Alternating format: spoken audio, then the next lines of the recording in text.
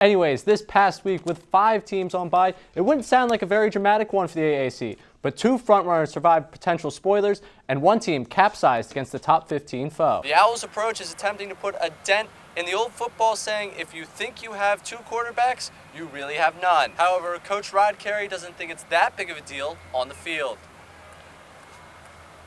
So they get those 2 4th and shorts. They kick the field goal on both of those, right? You end up with 6 points there. Let's say they go for it on both of those. They only get 1 of them. They end up scoring a touchdown that drive. You end up with 7 points. Now, my math, if it holds correct, 7 more than 6.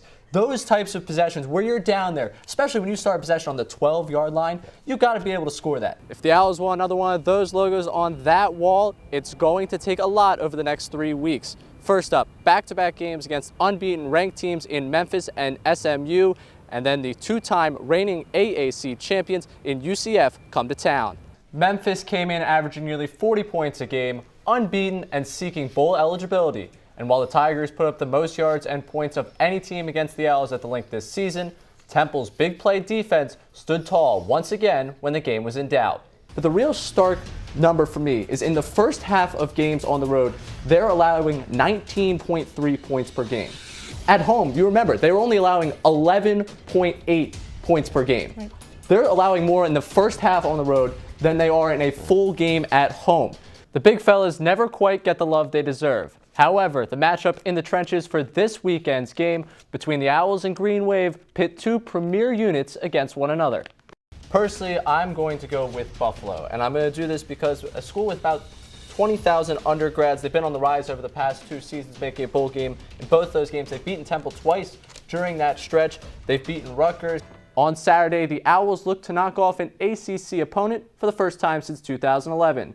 Since that time, 3 former Owls coaches, Steve Adazio, Jeff Collins, and Manny Diaz, have become head coaches in that conference.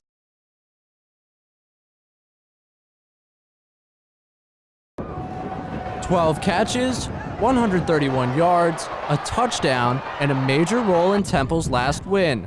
But for Jaden Blue, it was just another Saturday for the redshirt sophomore. Jaden Blue! It's a season that almost never happened.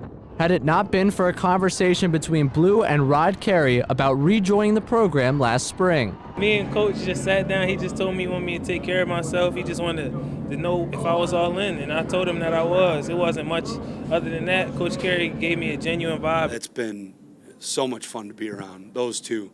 The guy works that hard and has a great personality and laughs. That's awesome. It's been an unlikely comeback. 7 games into last season, Blue left the team for personal reasons. He had only 3 receptions and was really a non-factor, but he never lost sight of his potential. Because I could imagine it last year. Just even though I wasn't playing that much, you always got to know who you are at the end of the day, regardless of what things stay, whatever your stats are with. Jaden Blue's time away from the program gave him a new perspective and appreciation for the game he loves, which has helped fuel this breakout season. Be humble, be appreciative of everything in life that God gives you, and don't take none of this for granted.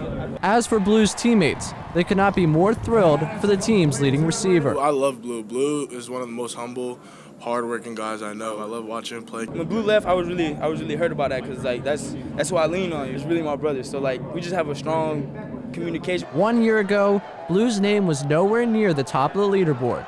Now, he stands to etch his name in Temple football's history books in just his 2nd year of eligibility.